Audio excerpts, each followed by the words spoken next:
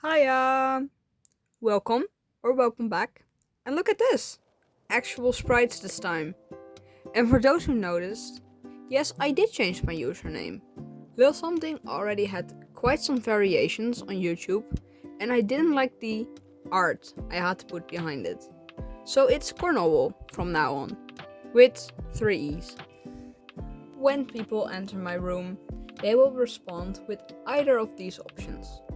A. You have lots of markers. Because I do. I have a wall of alcohol markers on my desk. B.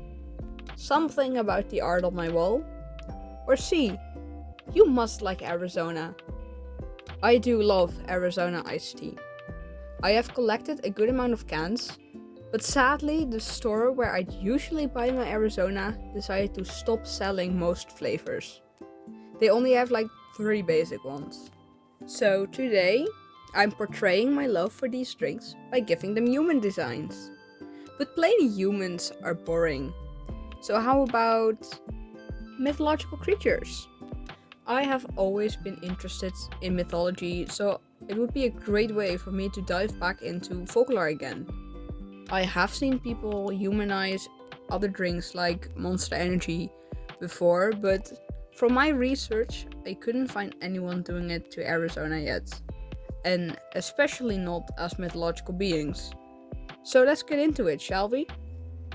The first flavor I already had ideas for is the sparkling peach green tea. I think the can was giving off mermaid vibes with the colors and the bubbles, but then I noticed the Chinese characters in the corner and wondered if I could maybe incorporate that into my design. I searched for Chinese merfolk and I landed on the Xiaoren. I probably butchered the pronunciation, so excuse me. On the surface, they seem similar to the Western mermaid, with a human top half and a fish tail. Though Xiaoren have interesting properties on their own. One of those properties is that their tears transform into pearls. So, of course, I had to add lots and lots of pearls to the design. Although, I guess that would mean that this Xiaoren is wearing her own or others' tears. Whatever, I think pearls look good on fishfolk designs, even though it was a pain to render all of those. Xiaoren are also profound in weaving silk from moonlight. This mermaid fabric can never get wet. I also want to include this silk aspect into her design, so I gave her a silk shawl adorned with pearls. And this silkish mermaid top, I don't really know what it is. But I kinda regret not giving her traditional clothing like hanfu. But it's kind of late for that now. Lastly, Xiaoren oil can burn for thousands of years. I didn't know how to incorporate that, but I thought it was interesting to mention. This also sparks the question if Xiaoren would have been hunted for their oil, or did they have like oil glands? Onto some design elements from the can. One of the first things you probably notice is the blossom tree on the can. This is also one of the only design elements on the can, so I made sure to add flowers wherever I could. I even tried to make her fins petal shaped. You may also notice that there's a peach on the can. I have completely forgotten to add peach motifs in the design for sparkling peach green tea. And here's the finished design. I think this is a great start to this video. I really like how this one came out with the colors, and I will take every excuse to draw a fishtail. And the pearls were definitely worth the wrist pain. They look so gorgeous and shiny, and I think it really added to the design. Next up is watermelon cowboy cocktail. And I will apologize in advance because I know cowboy was right there, but I only realized it was called cowboy cocktail when renaming my canvas, after I had already finished the sketch. I actually decided to be basic with this one, and I made him a vampire, for a funny reason actually. I was searching vampire fruits because I had originally another can in mind. But then I came across an article explaining how, out of all possible fruits, watermelon and pumpkins were associated with vampirism. So that turned over the switch and I decided to do this one instead of my original idea. Apparently, in Balkan folklore, pumpkins and watermelons that are kept for longer than 10 days or after Christmas are at risk to becoming vampires. And I think that's hilarious. It sounds like something from Monsters vs. Aliens. Okay, so what I could find, it stems from similar superstitions where inanimate objects left outside during a full moon come to life. These vampiric melons will roll around and growl at the living, but they don't have teeth. You can apparently see whether your melon is undergoing vampirism by bloody drops on the fruit skin. So basically the juices it leaks when it starts rotting. Anyways, our vampire lad was probably left after Christmas because he looks very jolly in his red and green color scheme. The can also has these checkered borders on the top and bottom, and I knew I wanted to incorporate that somehow. I tried a lot of different placements before I landed on the cutouts in his pants. I personally think this design came out the most basic one of the bunch, but I think the patterns used in it make sure that it isn't boring, so I still really like the end result. Also, fun fact, I have never tasted this flavor before. I have a kiwi allergy, you see, and sadly this flavor contains kiwi. I bought this can for a friend so she could drink it and I can add it to my collection without having an allergic reaction. And if you made it this far, I think it's time to do the cheesy stuff and remind you of the engagement, such as liking or even subscribing if you really enjoy yourself so far. It would really help out my channel and I would appreciate it so much. Thank you in advance. And lastly, I decided to design for my all-time favorite flavor, blueberry white tea. I have so many of these cans, but even though I love this flavor, the designing process had some issues. First, the can didn't give me any hints like the others did, so I had no anchor points to start off from. I thought the can looked kind of ethereal in a way, so I thought of angels or some kind of messenger.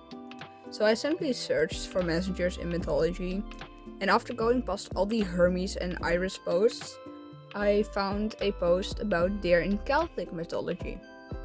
Okay, so it's also not necessarily a creature, just a sacred animal with mythological meaning, but deer are often seen as fairy cattle in Celtic mythology, and herded and milked by otherworldly women, or so Wikipedia told me. There are a lot of other stories about supernatural deer associated with spiritual figures, or spirits and deities taking the form of deer. So deer it is. Looking back, I'm kind of sad that I didn't go for a selkie. They are also from Celtic mythology, and they're kind of like seal mermaids. They shed their seal skin to become beautiful women on land, and the movie Song of the Sea was primarily based on them. But maybe I'll draw a selkie in the future, because I still really like them. The can didn't really have much for me to work with, so I mostly tried to lean into the blueberry, pear, Celtic themes that I've collected. But that brings me to issue number 2. I didn't know what I wanted her to wear. I originally wanted historical Celtic clothes, but I wasn't sure how to properly include that. So I was also searching for druid outfits, because I thought those would be fitting as well. But those had lots of layers, and I knew from the start that I wanted her to have a pear-shaped body, so fuller hips and smaller shoulders. And all those layers would eventually cover her beautiful curves. I ended up just slapping some things of both on there. but I feel like I could have gone further with the Celtic details. I basically only have a Celtic knot on her waist and some simplified Celtic patterns on the bands around her hooves. And my last issue were the colors. Don't get me wrong, they look beautiful on the can, but I just couldn't get them right. I changed the colors so many times just for them to sort of look good together. It didn't help that when I was sketching her, I imagined her with warm tones and not the cold ones associated with the can. Nonetheless, I think she came out really cute in the end. I added the blueberries and flowers in her hair and a pear thing on her leg. By the way, I know the big antlers are usually for the males, but interpret that however you want. Also, they were often considered shapeshifters. And that was it for now. I might add these designs to Artfight because I really like how they turned out. So make sure to leave any name suggestions. And if people are interested, I can make this a series. And maybe you have different flavors you would like to see in my style. To finish this video off, I would like to say thank you all so much. My introduction video got better received than I could have ever imagined. Within 5 days, I already had over 100 subscribers and it just means the world to me. I got so many nice comments from people welcoming me to the community, willing to support me, giving me honest feedback on how I can improve. And it just means the world to me that even from my quickly put together introduction video, people are interested in my OCs, my arts, my worlds that I've created. And thank you all so much. I really appreciate it. I guess we can consider this the end of the video. I guess I hope to see you in the next one. I still need to figure out how to properly end these. Alright, so hiya, editor Jetski over here. I just want to apologize because the quality of this video is not the quality I wanted it to be. I am still figuring out video software, and the one I tried for this video was OpenShot. People familiar with OpenShot will probably know that that's not a good idea, because OpenShot is incredibly laggy. I crashed out so many times over this program, but I already had like half of the video down, and I didn't want to restart again, so I just quickly went over it to just be done with it. So I'm definitely trying a different one next time. Also, my script was kind of bad because I was just yapping, and I should have reread it like 5 times minimum because I kind of immediately started recording after I finished the script. I also completely forgot to introduce myself, so if you're new, hi, I'm Jetski. Jet is also fine. My Sona name is something, so that's fine as well.